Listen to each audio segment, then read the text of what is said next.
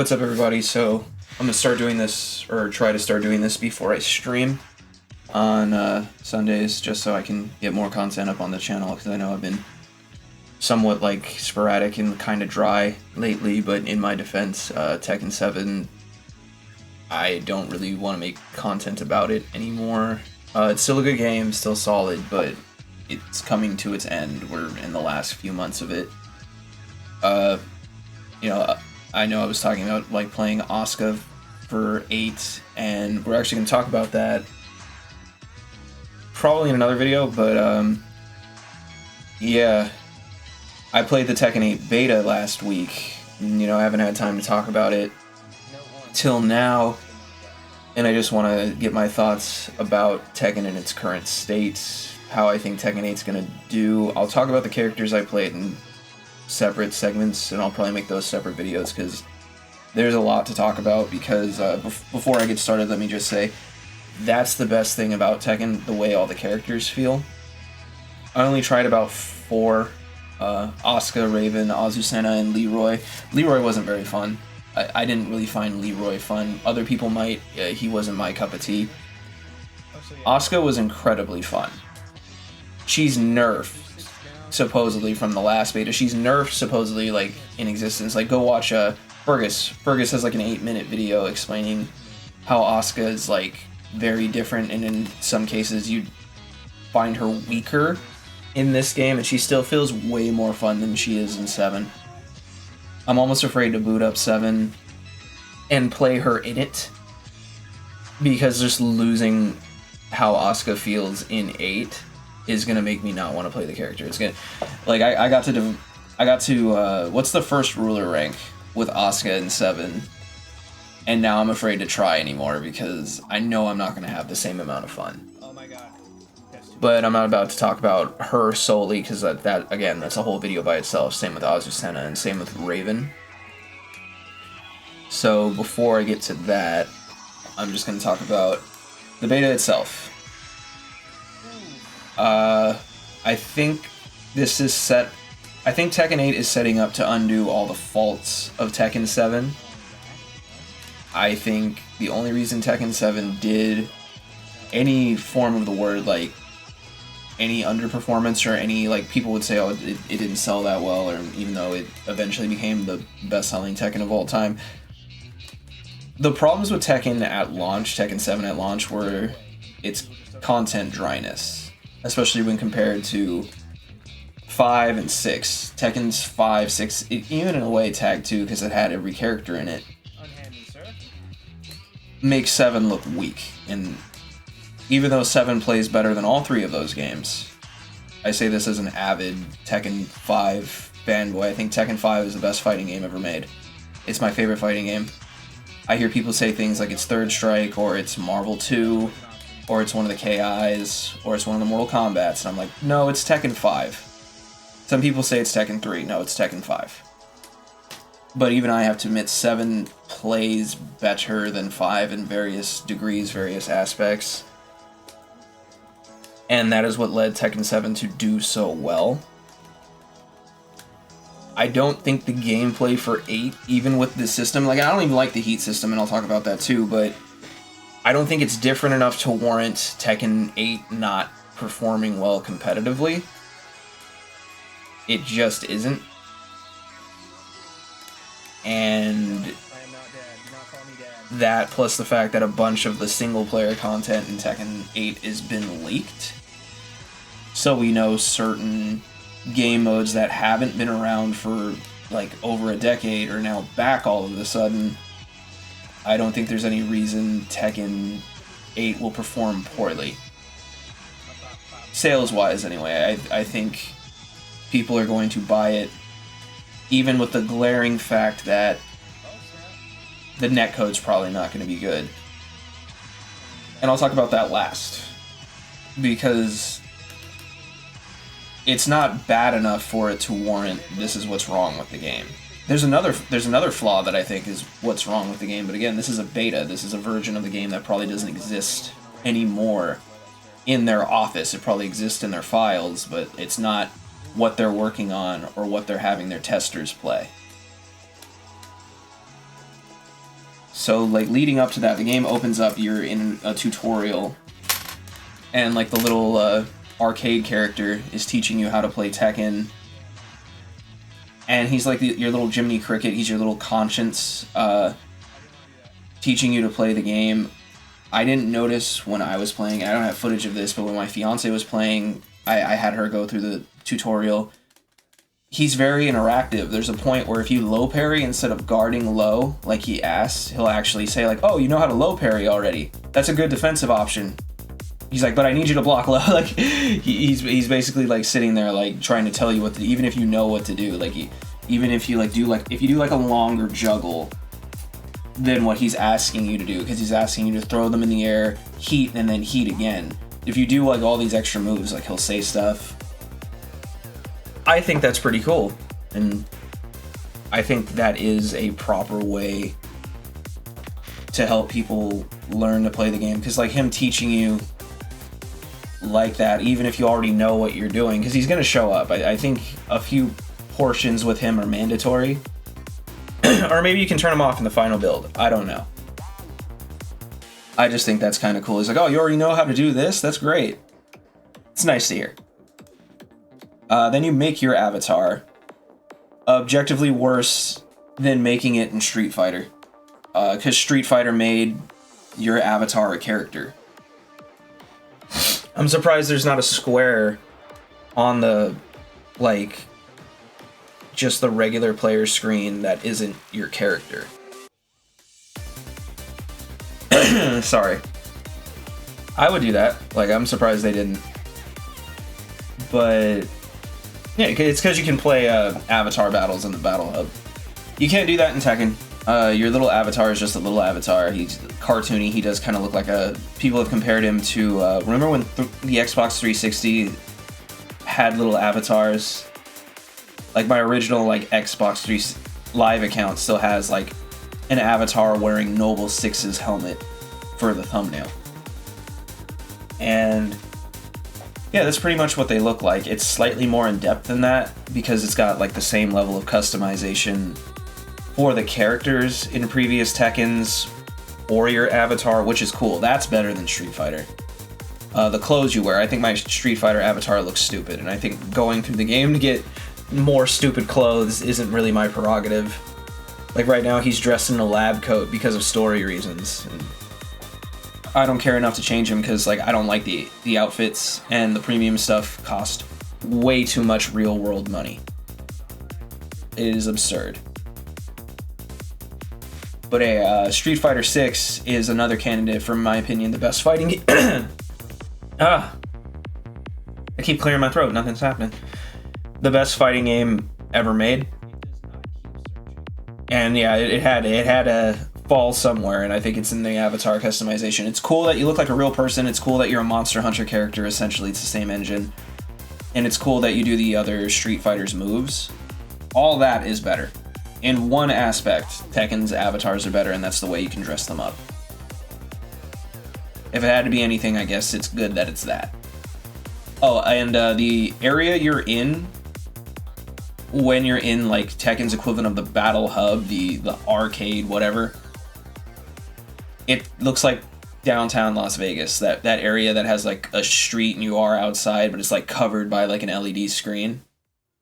Yeah, it looks cooler than the Battle Hub, in my personal opinion, but that's all superficial. None of that matters when it comes down to you actually playing online. I don't understand what Endless Battle was.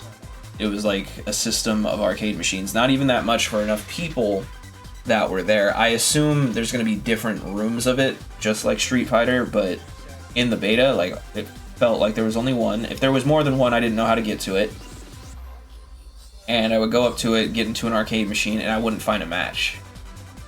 So I just went back to queuing up normal. So yeah, that was my experience with the social non-matchmaking matchmaking. I don't understand why fighting games do that. I don't get it. That really does have to be like a Japanese audience pandering thing. Because all the Arc System Works fighting games do that, and I'm like, this is budget you could have put elsewhere. I've always had that. Like having a stupid little sprite of your favorite character, customizing your own room. Like it's cool that it's there, because like people say fighting games don't have features and they don't have modes, they don't have stuff besides fighting. But they have all that effort into that area. That's so they just have features in places where you don't want, and then the alternative is you play the actual game and you get watched, so you find every excuse to make fun of fighting games. That non-fighting game playing YouTube reviewers are hacks. Anyway, so that's that whole situation. The game itself, like I said, it's pretty much going to be a more fun Tekken 7. The characters do more. You could take away the heat system and the characters would still, for the most part, do more, and I think they should. I don't like the way the heat system works. It's a win button. Kind of like being in heat is kind of like being in X Factor with how chip damage works, which is kind of annoying. I don't like X Factor as a mechanic in hindsight. Even though I did exploit it, I would put the Hulk on anchor and put him in level 3 X Factor, and that was always hilarious. Before people cracked that game wide open and spammed infinites at each other, there was nothing you could do about that. But pressing just the heat button, which eventually I'm going to macro off because I usually have that button set to be both punch buttons. So I'm going to learn how to actually, because it's not hard. I think it's like 2 and 3, I think. Like universally 2 and 3 for everybody, so it's not hard. It's just like new system. I kind of want to turn my brain off and have fun in the beta. So you just press RB, and then you press RB again, you get your heat smash or whatever it's called. I still don't know the terminology for these heat moves. I just call them heat move 1 and heat move 2. Heat move 1 is the universal, everyone punches downward. At least it's a different animation for everyone. I'm so used to mechanics like that, like the universal tag being universal. It's the same animation across characters. So I'll give them points for that. I don't like that it's armored, and I don't like that it's plus on block. And it does a lot of damage if you hit them with it like raw. Like it's one thing if they block it, it's another thing if you actually hit them with it. Unnecessary. Unnecessary. That is to make people who don't understand how to play Tekken at a higher level do something worthwhile in the round, but that is something that can steal a round. They get it once per round. If this was like a once per match thing, I would like probably leave it alone and not complain, but then you wouldn't see all the flashy stuff that comes with it, because then when they do their heat move 2, when they're already in heat and then press heat again, it's this crazy move. Like Asuka does like her double lift kick and it ends in a dive kick. Raven like throws out a clone and then a bunch of clones come in. I can't remember for the life of me what Azucena's looks like, but yeah, and they're all pretty crazy. They're all pretty crazy and cool looking, but they do a lot of damage, and it does go from, if you just launch someone, press heat and then press heat again, that's a normal combo. If it goes into people who actually know what they're doing, they do a normal combo, get to the point where, like, you know, they get the extender, which, God, I wish this game didn't have combo extenders at this point. They'll press heat, which forces them in the ground bound style, and then they'll do some, they can, depending on the character, depending on what we learn in the future, they can do filler and then do the heat 2 move, and it's a lot of damage. It's crazy damage. It's Marvel damage. Which is crazy because it feels like the characters can get Marvel damage without doing combos sometimes. Everyone's like, aggression is key. It's like, high amounts of ridiculous damage are the key. And it like, I hate Claudio. I think that's one of the worst designed characters of all time. He is the worst character in all of Tekken. Design-wise, having to fight against him, his matchup has never been fun to deal with. What you're doing isn't impressive, isn't fun to watch, isn't fun to lose to. Running to, and then when we figure out how to duck, you're just running, what is it, 3 or 4s, and spam, that's only -2, like, it's -5, I think, but it was -2 at one point, I swear to God, and just, he just spamming running moves and then mids, safe mids, spamming running moves and safe mids. And like I'm sick of it. Like that's so boring. He's so boring and one-dimensional. The only upside is sidestepping is clearly stronger in this game. The active sidestepping is clearly stronger, but I think tracking is also stronger, so I don't... It looks weird because you'll fully sidestep and end up to the other side of the opponent, but their move will still hit you. There's a lot of clips of that going around on YouTube right now, which is super annoying. But it doesn't work when he starts doing that does not work. Regardless of my like personal vendetta against that character, him being in heat is super annoying. People are like pointing out he's just throwing a really fast, hard to sidestep, nearly impossible to sidestep projectile at you that does chip damage. That is annoying. I don't condone it. They need to fix it, but that's not just him. That's every character in this game. They get into heat, they go up to you, and they start throwing out their like heat-enhanced moves, like stuff that's safe or plus already, and you're taking chip damage while they do this at you. I don't think heat needs to exist. I think Asuka and Brian, it's every character, but Asuka and Brian, it's visual. They buff themselves. They have sparks and effects around their arms when they do certain moves and when they go into heat. Other characters are only buffed while in heat. So like while they're in heat, certain moves are just better, or they gain access to a certain move or something. Like they're different when they're in heat. They're a different character. That's the purpose of heat. I hate the name of the mechanic too. I swear, mammals going into estrus must have a different connotation or a different slang term in Japanese, because like saying my character's going into heat sounds so stupid. And we're all making jokes about it. We've been making jokes about it since we heard it, but God, I just have to say, I don't think I've said it in a video. That sounds so stupid. Regardless. They go into heat and they have access to like new moves, and that's one of the reasons why they're saying play characters you wouldn't ordinarily play. And yeah, because all these characters are now completely different. Even like Leroy, I didn't have fun with Leroy, but when I went into heat, all of a sudden all of his chain, like, you know, Wing Chun punches are like plus on block or something. It feels like you can't punish them. You can still duck them, I think, because they're high, but like he just sits there and it sounds like a machine gun, and like your opponent just has to sit there and take it, and their health bar is pseudo going down because it still has the outline. It still has the health that's recoverable if they come back on the comeback. But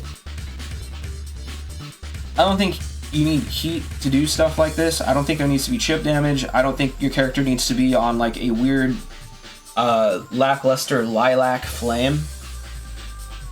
I think maybe they should all just have chores, just like Asuka. You land certain moves, you press 1 + 2 or 3 + 4 after you land a certain move, and it makes your character stronger for a little bit.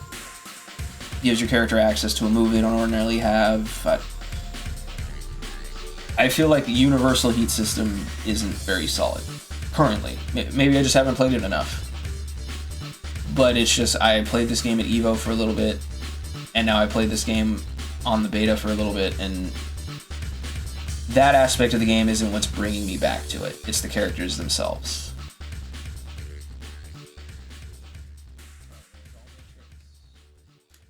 But yeah, everything else feels fine. I feel like back movement is still strong for certain characters. I feel like they nerfed it for individuals for some reason.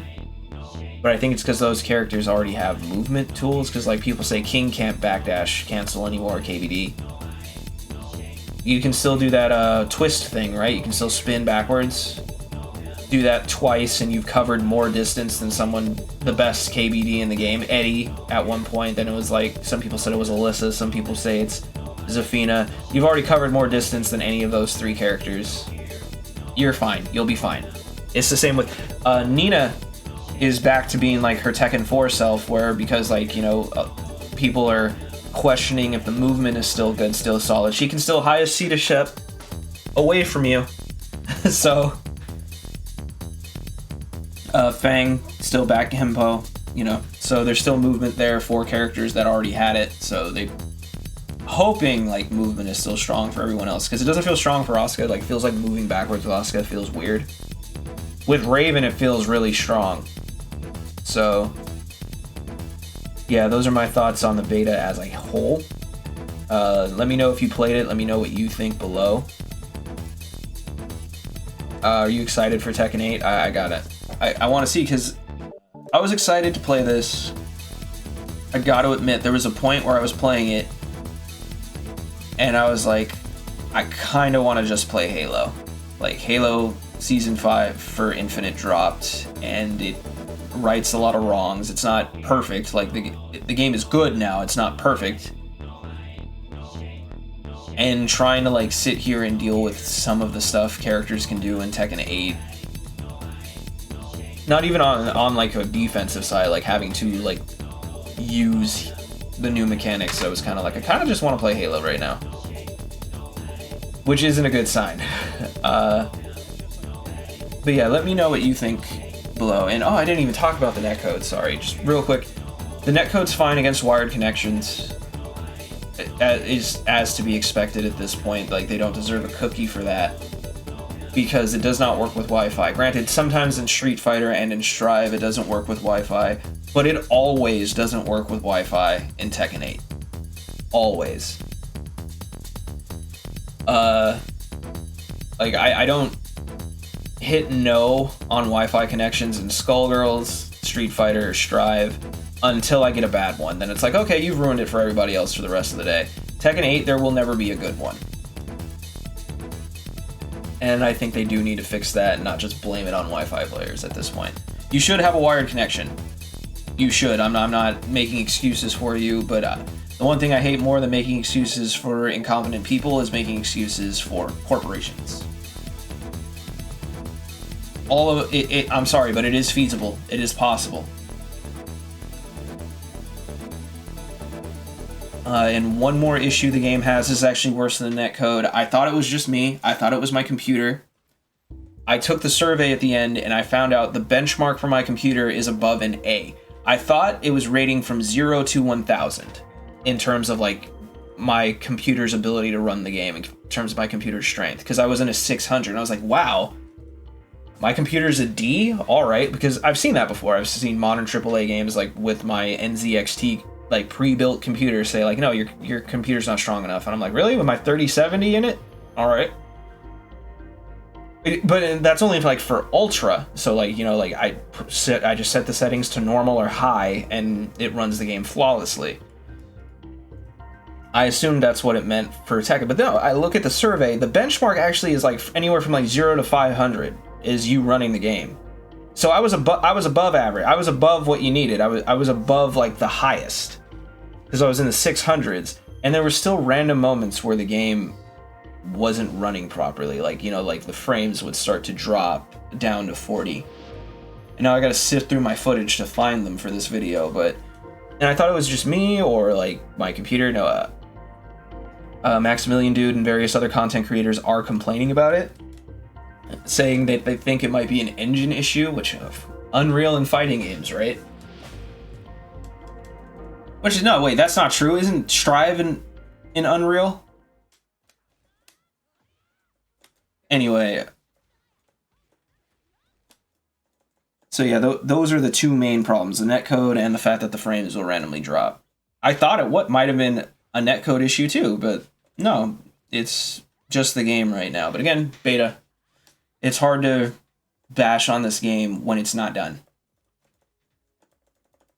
And things could change. Things could change drastically. But, like, this was a long one. This is, like, 24 minutes. I'm cutting into my stream time. Tell me what you guys think below. And I'll see you guys next time. Thank you for watching if you stayed all the way through. And like I said, I do actually want to hear how was your experience with the beta if you got to play it. Who did you play? Are they better? Are they worse? Are you liking Tekken being different? Are you the opposite of me? Do you think the heat system fixes the game? Let me know. See you guys next time.